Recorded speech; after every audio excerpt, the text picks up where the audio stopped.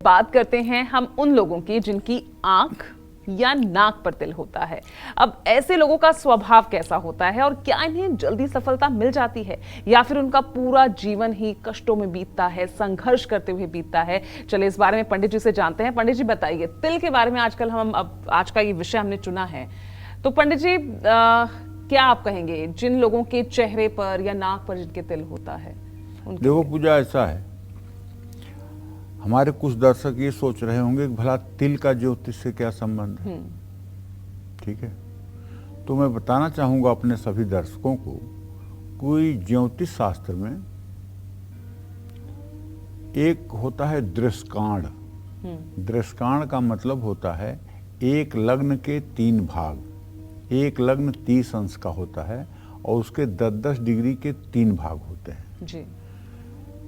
अगर कोई व्यक्ति लग्न के प्रथम दृष्कांड में माने 10 डिग्री के अंदर पैदा हुआ है तो उसके शरीर के चिन्ह और लक्षण जो होंगे वो सर से लेकर के गर्दन तक होंगे जी। और अगर मध्य दृष्कांड में 11 डिग्री से 20 डिग्री तक होगा तो कंठ से लेकर के और कमर पर्यंत जो है उसके लक्षण होंगे। ठीक है। और अगर तीसरा दृष्कांड होगा 21 से 30 तक तो कमर से लेके और पांव के तलवे तक उनके निशान होंगे।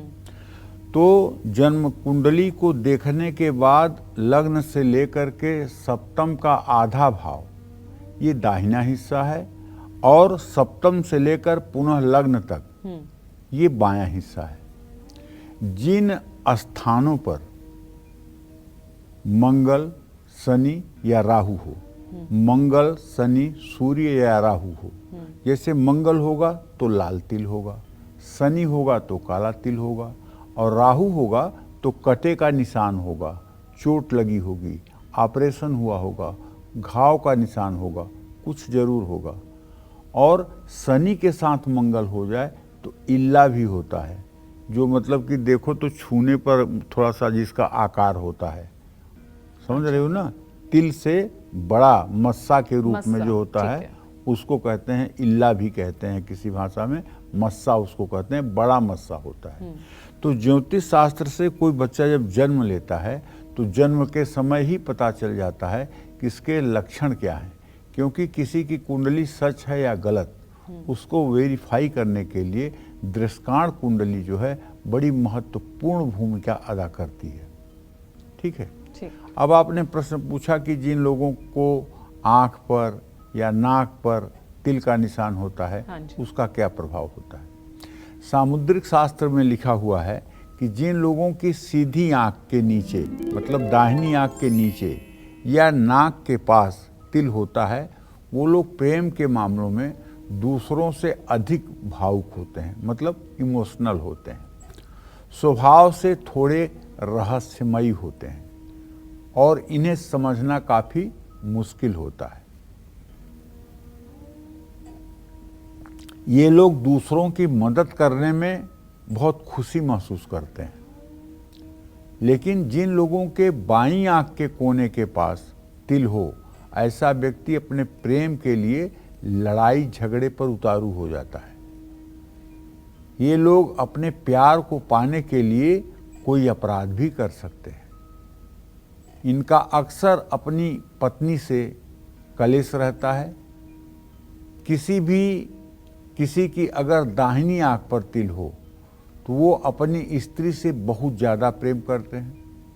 अगर किसी व्यक्ति के दाईं आंख के कोने पर तिल है तो लोग बहुत भावुक होते हैं। ऐसे लोग दूसरों से जलन रखने वाले भी हो सकते हैं। अगर किसी व्यक्ति की बाईं आंख की पलक पर तिल है तो समझ लेना चाहिए कि यह दिमाग से बहुत तेज आदमी है। ऐसे लोग अच्छे कूटनीतिकार भी होते हैं। कूटनीति के कारण कई मुश्किल कार्यों में भी सफलता प्राप्त कर लेते हैं। देखिए, ये जो लक्षण मैंने बताए हैं ये पुरुषों के लक्षण हैं। अगर आपको किसी स्त्री का तिल देखना हो तो जितना मैं कह रहा हूँ उसका उल्टा कर दीजिएगा।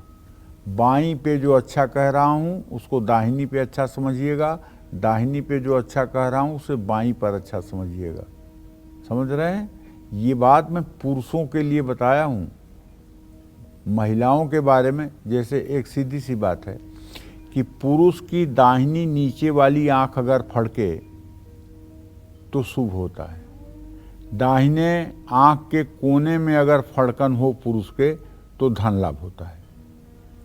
दाहिनी आंख के कोने में अगर फड़कन हो तो शुभ समाचार मिलता है, और दाहिनी आंख अगर ऊपर फड़के तो दुख का समाचार मिलता है।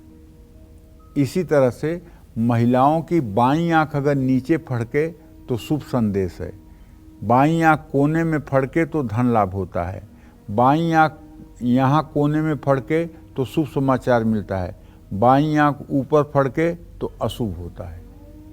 ये बात ध्यान रखना चाहिए। महिला और पुरुष के फलादेश में इतना अंतर जरूर है। अगर एक ही बात को आप लागू करेंगे, पुरुष जैसी बात लागू करेंगे तो वो लागू नहीं होगी। जय मां विंध्यवासिनी।